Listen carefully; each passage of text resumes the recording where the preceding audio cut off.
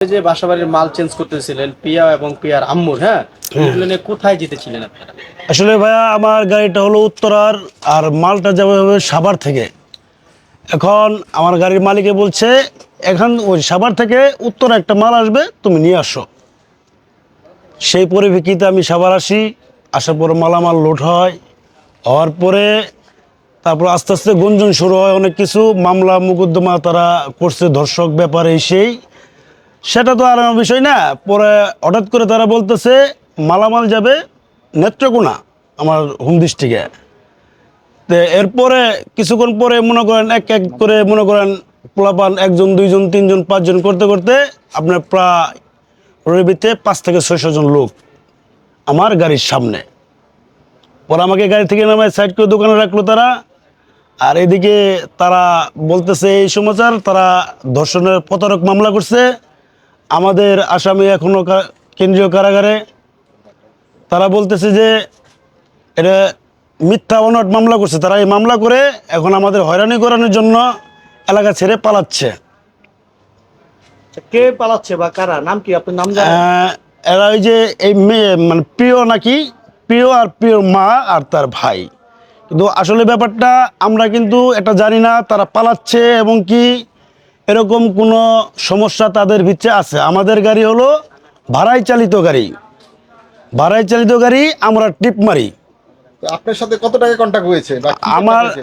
আমার সাথে এরকম কোনো কন্ট্যাক্ট হয়নি। কন্ট্যাক্ট হয়েছে মনে করেন গাড়ির আমার যে মালিক, আমাদের উত্তরা স্টানের জয়েন্ট সেক্রেটারি সোহেল, তার গাড়ি, এবং কি ভাড়ার বিনিময় তার সাথেই কথা হয়েছে। আমি জাস্ট ড্রাইভার, গাড়ি নিয়ে আসছি। তো এই যে আপনাকে তো বলা হয়েছিল উত্তরায় যাওয়ার কথা, তো উত্তরা থেকে আবার নেত্রকোনায় যাবে, তখন এটা কি হলো? আমার মালিকে বলছিল উত্তরা আসবে, কিন্তু তারা বলছে নেত্রকোনা চলে যাবে। এখন আমার তো স্টান হলো উত্তরা, তো আমার হিসাব হলো যে ওই জায়গায় গাড়িটা গেলে যে কোনো একটা ব্যবস্থা হবে। আর এই জায়গায় গাড়ি আসার পরে যা কার্যকলাপ দেখলাম, যাই করলাম, এতে মনে করেন ড্রাইভার করে এমনি একটা হয়রানি সমস্যা। ঠিক আছে, আবার কিছু কিছু লোকজন বলছে তারা ইয়াবা ব্যবসায়ী, তারা পালাচ্ছে এলাকা ছেড়ে। আবার অনেকজন বলছে আমাদের নিরহ ছোট ভাই, তাকে মনে করেন এমনি ফাঁসানি হচ্ছে, হয়রানি করা হচ্ছে, ধর্ষণ মামলা দেওয়া হয়েছে তার নামে, তাকে আমরা যেতে দেবো না, এরকমভাবে আর কি ভাই 500-600 লোক আমার গাড়ির সামনে হঠাৎ করে মনে করেন জমা হয়ে গেছে। আচ্ছা, তারপর ইয়াবা ব্যবসায়ী এই কথাটা কারা বলেছে? এই কথাটা সে এলাকার যে লোকজন পোলাপান তারাই বলছে, এবং কি গাড়ি যে থানায় নিয়ে আসি, তারপরেও মনে করেন আমার গাড়িতে পুলিশ যে সময় থানায় নিয়ে আসি, সে সময় মনে করেন হুন্ডা দিয়ে 4 থেকে 5 জন যুবক বলছে ইয়াবা ব্যবসায়ীরা ভিডিও করতে করতে আপনার থানা পর্যন্ত আসছে, মানে ওই গেট পর্যন্ত ইয়াবা ব্যবসায়ী, এদেরকে থানায় ধরে নিয়ে যাওয়া হচ্ছে। তাহলে আসলে দেখেন ভাই, আমরা কিন্তু ড্রাইভার, ঠিক আছে, তাহলে আমি তো ভাড়ায় চালিত গাড়ি চাকরি ড্রাইভার, যদি এইরকম কোনো ইয়ে থাকতো, যদি ইয়াবা টিয়াবা কোনো কিছু এই গাড়িতে থাকতো, তাহলে কিন্তু আমি নিরহ ড্রাইভার, আমি কিন্তু ভাই এমনি ফেসে যেতাম ঠিকই।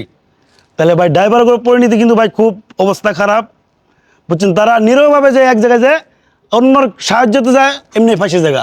কিন্তু আমার যে সময় টিপটা ঠিক করেছে, তারা কিন্তু আমার মালিকের সাথে বলে না এরকম কোনো মামলা মোকদ্দমা এরকম কোনো ঝাইঝামেলা আছে, এরকম কিছু বলে না আমাদেরকে জাস্ট বলা হয়েছে একটা টিপ যাবে। তা আমাদের ভাড়ায় চালিত গাড়ি আমরা সমগ্র বাংলাদেশ ভাড়া মারি, ঠিক আছে। এখন আমরা ভাড়ায় আইসে ভাই এই জায়গায় মনে করেন, এই যে দেখেন কয়টা বাজে, থানায় মনে করেন গাড়ি নিয়ে বসে আছি। আচ্ছা, তো আপনি কয়টার সময় এসেছেন আসলে? আমরা ওই জায়গায় আসছি মাগরিবের নামাজে আজান টাইমে, মালামাল লোড হয়েছে, তার আপনার সময় লাগছে 40 মিনিট। আচ্ছা, তো এই যে মাগরিবের সময় তো আসলে বাসাবাড়ি যারা পাল্টায় তারা তো হলো সকাল সকাল পাল্টায় সবাই দেখে, তো এই রাত্রেবেলা বাসা পাল্টাতে না, কেন? সে ফোন দিছে আমাকে, মনে করেন আমার মালিক আসতে বলছে, মানে 3টে দিক দিয়ে মনে হয় ঝোত্তরা থেকে আপনি যে অবস্থা রাস্তার জেমে রাস্তায় আমার 3 ঘন্টা গেছে। পরে যাওয়ার পরে তারা মানে ফোনে বারে বারে বিরক্ত করছে, কি সন্ধ্যাবেলা চেঞ্জ করবো না কি চেঞ্জ করবো, ঠিক আছে। মানে ফোনে আসার সময় না এলো মনে করেন উত্তরায় 3 ঘন্টার ভিতরে মনে করেন না এলো 100 ফোন দিচ্ছে আমাকে, গাড়ি কোথায় কোথায়।